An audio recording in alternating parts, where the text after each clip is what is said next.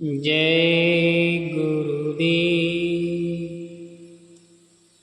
भारत के इस धराधाम पर हमेशा संतों और फकीरों का अवतरण होता रहा है।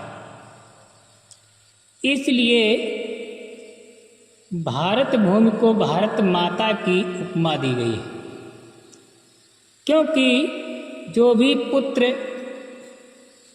पैदा होते हैं तो माता की गोद से ही पैदा होते हैं, माता की कोख से ही पैदा होते हैं। और यहाँ धराधाम पर जो भी संत फकीर हुए हैं वो सब माँ के गर्भ से ही आए हैं। इसलिए भारत भूमि को माँ की उपमा दी गई है। एक समय की बात है, देवताओं ने आपस में परामर्श किया कि पृथ्वी पर चलकर उसी नर के पुत्र राजा शिव की साधुता की परीक्षा करें। देवताओं ने आपस में परामर्श किया कि पृथ्वी पर चलकर उसी नर के पुत्र राजा शिव की साधुता की परीक्षा करें। ये निश्चय कर अग्निदेव ने कबूतर का रूप बनाया और आगे चल दिया। उसके पीछे पीछे इंद्रदेव बाज का रूप बनाकर उसका मांस लेने हेतु चल दिए।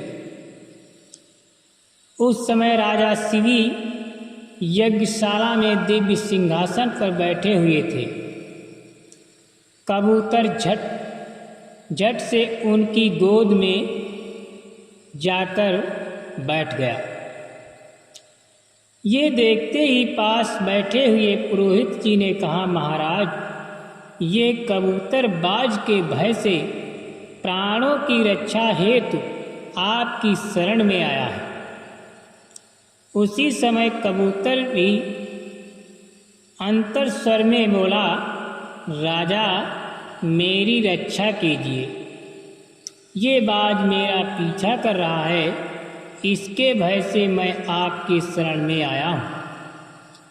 वास्तव में मैं कबूतर नहीं, ऋषि हूँ। मैंने एक शरीर से दूसरा शरीर बदल लिया है। मैंने ब्रह्मचार्य का पालन किया है, वेदों का स्वाध्याय किया है। मैं तपस्वी हूँ, जितेंद्रिय हूँ। मैं सर्वथा निष्पाप और निर्दोष हूँ, अतः मुझे बाज के हवाले न कर।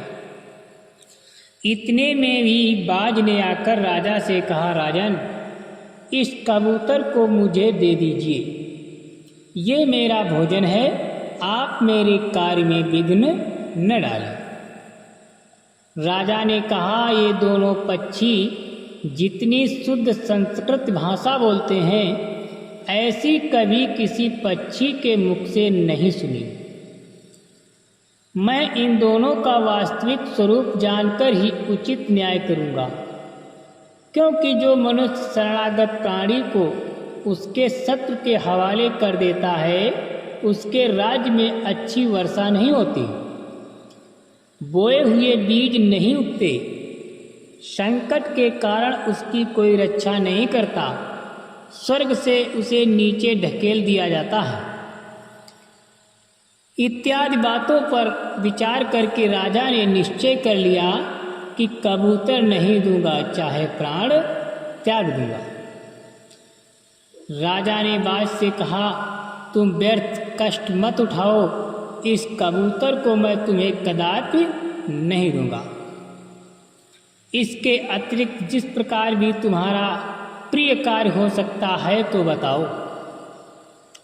बाज बोला, राजन, यदि यही बात है तो इस कबूतर के बराबर अपनी दाहिनी जांघ में जितना मांस हो वो मुझे दे दो। ये सुनते ही राजा तत्काल तराजू मंगाकर एक तरफ कबूतर रखा और दूसरी तरफ अपनी जांघ से मांस काट काट कर रख दिया, परंतु ये कबूतर के बराबर नहीं हुआ। परंतु वो मांस जितना काटते गए वो कबूतर के बराबर नहीं हुआ। राजा ने फिर काट कर काट काट कर रख दिया, फिर भी बराबर नहीं हुआ। तो राजा ने क्रमशः अपने अंगों का मांस काट काट कर चढ़ा दिया, तो भी नहीं हुआ और उन्हें तनिक भी कलेश नहीं हुआ। ये देखकर बाज बोला, राजन, कबूतर के प्राणों की रक्षा हो गई। और बाज उसी क्षण अंतर्ध्यान हो गया। राजा ने कबूतर से पूछा, कपोत, वो बाज कौन है? वो बाज कौन था और आप कौन हैं? कबूतर बोला, महाराज, वे साक्षात इंद्रदेव थे और मैं अग्नि हूँ। हम दोनों आपकी परीक्षा करने आए थे। राजा ने अग्निदेव को प्रणाम किया। इसके बाद अग्निदेव राजा शिवी को वरदान देकर चले गए। कुछ समय के बाद उस वरदान से राजा को कपोतरोमा नाम का पुत्र उत्पन्न हुआ। जय गुरुदेव।